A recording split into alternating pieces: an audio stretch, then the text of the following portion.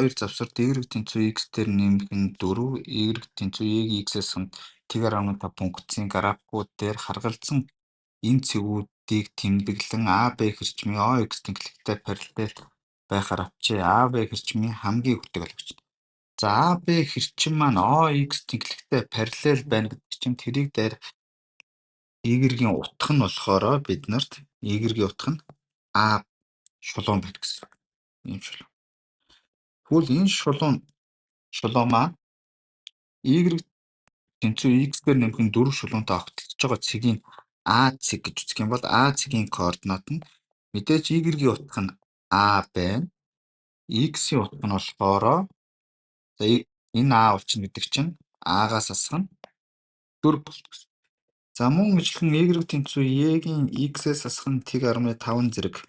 Энэ бол морь байна. Энэний огтлох цэгийн b гэж y шулуун. Тэгвэл за мэдээж y нь A байж таарна. Y нь A гэдэг чинь за одоо энэ дээрс бодох юм бол A тэнцүү y-гийн x-ээс асах нь t-5. За хоёр талаас нь натурал логарифм авчихад энд натурал логарифм A тэнцүү x-ээс асах нь t-5. Буюу x тэнцүү t-5 дээр нэмдэг нь натурал логарифм A байна гэсэн.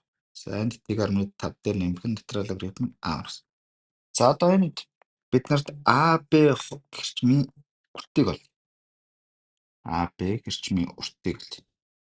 Тэгвэл AB хэрчмийн уртыг олохдоо бид нарт энд y-гүүд нь ийм гэдэг чинь x тэнхлэг дээр хоёр цэгийн хоорондох зай буюу натурал логарифм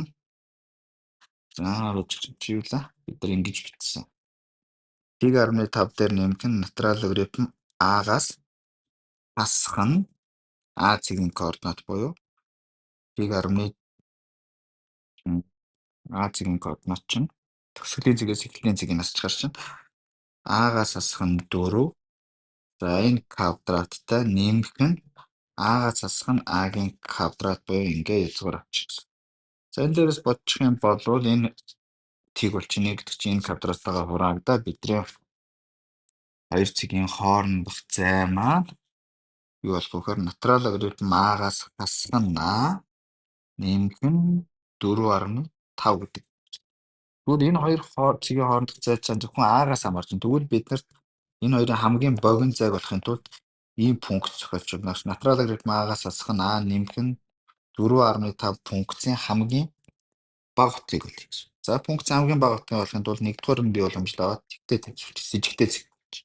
За натурал логарифм A-гийн уламжлал чинь A-гийн уламжлал чинь 1 4.5 чинь тэг гэдгээс энэ дээрс A тэнцүү 1 гэдэг.